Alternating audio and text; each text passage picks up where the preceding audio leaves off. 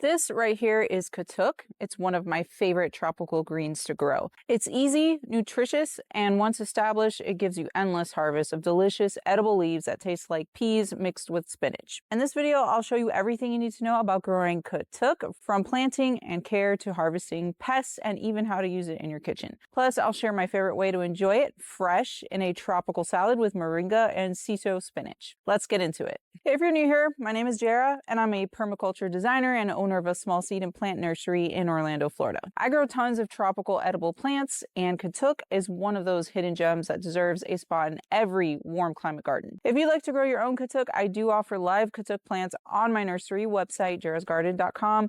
Just check the link in the description to grab one for your garden. But first off, what is Katuk? This could be the first time you're hearing about this delicious plant. This is a perennial leafy shrub native to Southeast Asia. It goes by the names sweet leaf, tropical asparagus, or star gooseberry leaf. It is a highly nutritious vegetable green. The leaves are rich in protein, calcium, and vitamin C, and they contain more beta carotene than carrots.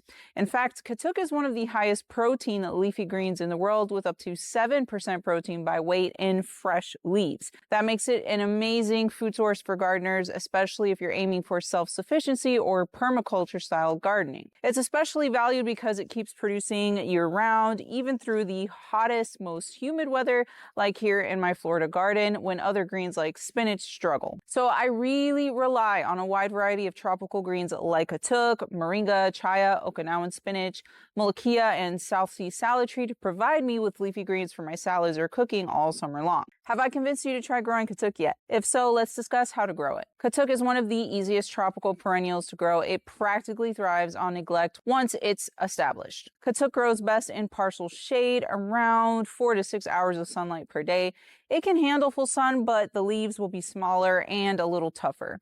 In filtered shade, the leaves stay large, tender, and perfect for eating. So this is a fantastic option to be able to grow something edible in shady spots. Katuk loves warm, humid climates. It grows best between 70 to 90 degrees Fahrenheit. It doesn't tolerate frost and snow, so if you're in a cold climate, grow it in a large pot and bring it indoors during the winter. You can prune it down so it's smaller in size and easier to bring indoors. It grows best in well-draining, rich soil with plenty of organic matter. Katuk loves compost. All those extra nutrients will help it produce a lot of greens. I planted mine in native Florida sandy soil, but I have heavily mulched this area with wood chips and any biomass I collect or prune off my trees and plants over the course of many years.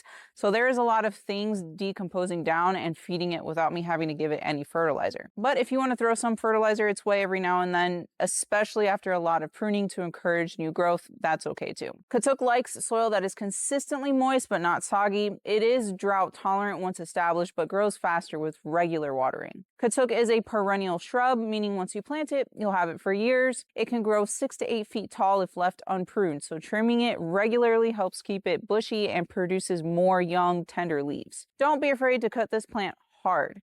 Harvest often and keep the overall plant on the small side so it's easier to manage. I would say don't let it get taller than you are, or you're not harvesting and pruning it enough. If you have too much to eat, use it as biomass in your compost or as mulch around your plants. At my nursery, I focus on starter size plants, which offer an affordable way for gardeners to expand their edible gardens with more unique and diverse varieties. I like to pot up my Katuk starter plant and grow it out a little bit before planting outside in my garden. I plant it in a 1-gallon size container filled with potting mix. Sprinkle a little bit of organic granular fertilizer like Espoma garden tone into the planting hole just to give the plant a boost. Plant the Katuk at soil level and water it in. Once the plant fills out the 1-gallon pot, it's ready to transplant outside in the ground or in a bigger container if you plan to grow it in a pot only. I would advise to grow it in a 15 or even better 20-gallon size pot at minimum, filled with a half and half blend of potting mix and compost. If you're planting multiple Katuk shrubs, space them about 3 to 4 feet apart to give them room to grow and branch out. It can be maintained like a hedge, so you can plant something edible in your landscape that will fool the HOAs. The leaves have an ornamental look to them with a white kind of speckled effect, and it even produces small flowers. Within a few months, you'll have a lush, leafy shrub ready for harvest. You can start harvesting Katuk once the plant is well established, usually within 4 to 6 months after planting. Cut the young shoot tips and tender leaves since they have the best flavor and texture. The more you harvest, the more your plant will branch and produce new leaves. You can harvest Katuk year-round in warm climates. It's one of those reliable greens that never stops growing. Katuk has been eaten for centuries throughout Malaysia, Indonesia, Thailand, and the Philippines. In many regions, it's a traditional backyard plant,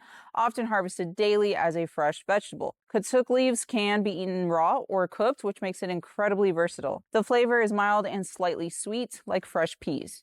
You can toss the young leaves into salads, saute them with garlic, stir-fry them, or add them to soups and curries. One of the most popular traditional recipes is a Malaysian-style dish where Katuk leaves are simmered in coconut milk with chilies and shallots. It is also commonly added into scrambled eggs, soups, or stir-fried with garlic and soy sauce. Personally, my favorite way to enjoy Katuk is raw and fresh in a salad mixed with other tropical greens like moringa and sisho spinach. It's refreshing, crunchy, and packed with nutrients. I'll link my full video showing how I make this tropical salad in the description below. And that's it, everything you need to know to grow, harvest, and enjoy Katuk in your own garden. It's beautiful, nutritious, and one of the easiest tropical edibles you can grow. Once you plant it, it'll keep feeding you for years. If you found this video helpful, please give me a big thumbs up. That helps out my channel more than you know. Share it with your gardening friends, and subscribe so you don't miss any of my gardening tutorials. Thank you for watching, and as always, happy gardening.